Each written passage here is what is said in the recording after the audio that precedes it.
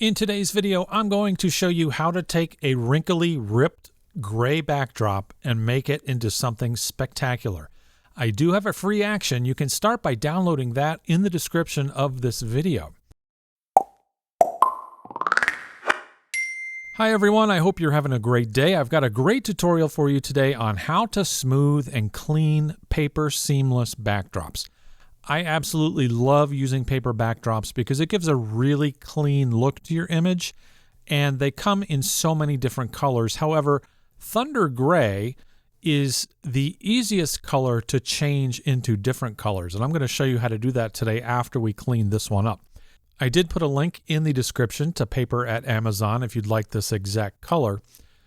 I like to set up my paper in my studio and use it for as many months as I can before I cut it and pull down a brand new piece. So unfortunately, it gets ripped at the bottom. You can see at the bottom there are tears in the paper because we had an ice skater in whose ice skates cut right through the paper. You can see some wrinkles on it, but it's really not a big deal. It's super easy to fix. Now, before we get started, make sure you download the action that's in the description of this video. That will save you a lot of time. Now, before we convert this raw image into Photoshop, we need to make sure a couple things. Number one, it's always, of course, best to shoot raw. And two, we want to open this image up in 16-bit mode. And if you don't know how to do that, click this little link at the bottom of Adobe Camera Raw, and you can see the options right here. I'm going to use the ProPhoto RGB color space because it's the largest color space. I'm also going to use 16 bits per channel. You have to open it up in 16 bits or else it's very easy to get banding in your images when using seamless paper. So 16 bits, ProPhoto, hit OK.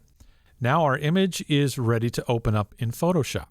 So to start the cleanup, I'll just use the lasso tool and then hit Shift and F5 to do content aware fill, and that will quickly remove those troubled areas. Next, I'm going to do the top where you can actually see the top of the roll of the paper. Shift F5, content aware.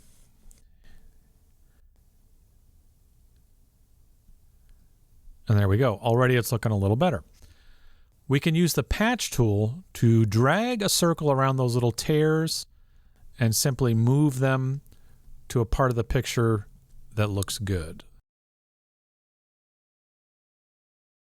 Now it's time for the fun stuff. Make sure you've downloaded the action. Once it's downloaded, double-click on it and it will automatically open up in Photoshop.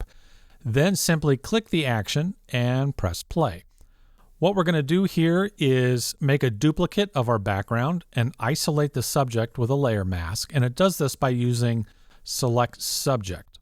Then it's going to run frequency separation.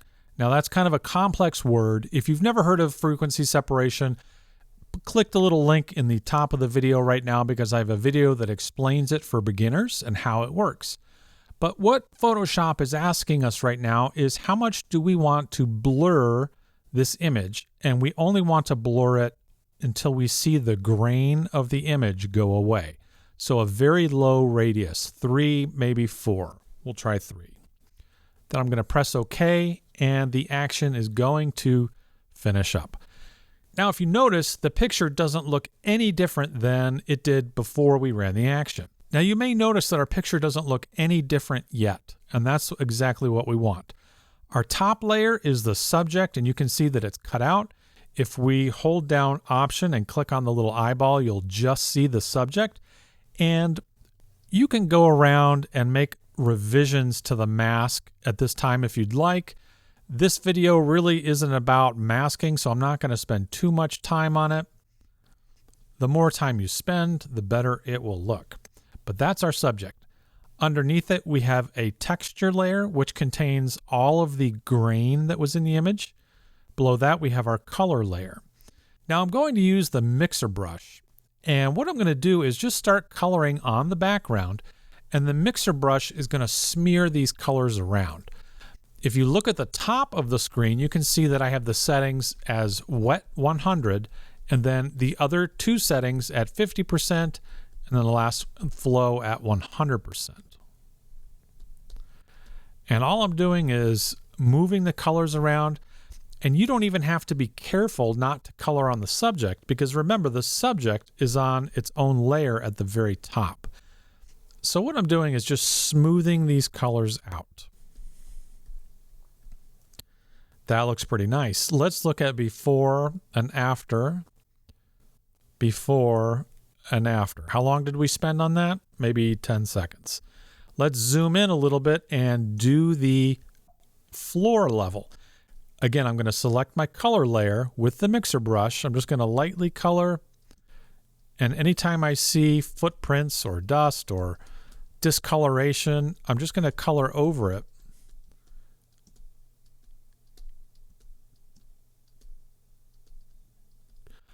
Now you want to be careful that you don't change the shadows. So always paint in the direction of the shadows.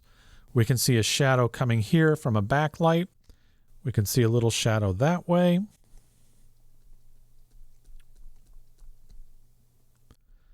Now let's zoom in. Sometimes I like to hold down the R key for rotate and rotate this sideways so that I can keep the brush strokes easily in the same direction as the shadows.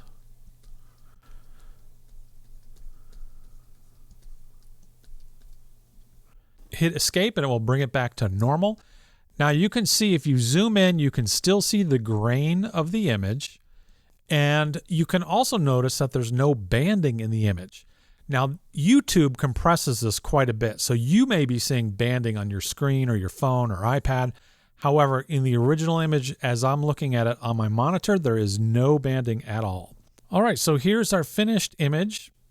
Here's before and after, before and after. Essentially, all we did was use frequency separation to smear the colors around in the background, not on the subject, just the background, to make the background look much smoother.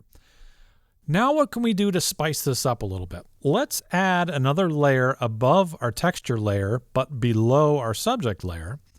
And with a very soft white brush, let's just dab once right behind her. I think I'm going to set the opacity to about 40%.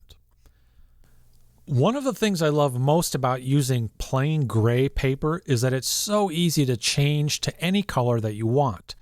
Let's make a new hue and saturation adjustment layer above the layer we just painted the white dot on, and let's select colorize. Now take a look at our background. We can make literally any shade of color that we want. And again, we're using 16 bits, so there's no banding. You may see banding on your screen, but on my screen I do not. We can make it any color we want, brightness, darkness that we want. We've kept the original shadows that were in the image, and I think that looks pretty good. Let's push it a little more towards teal. And there you go. We have completely fixed our background. Guys, if you learned something new today, do me a huge favor. Subscribe, like the video. It really helps. I hope you have a great day. We'll see you in the next video.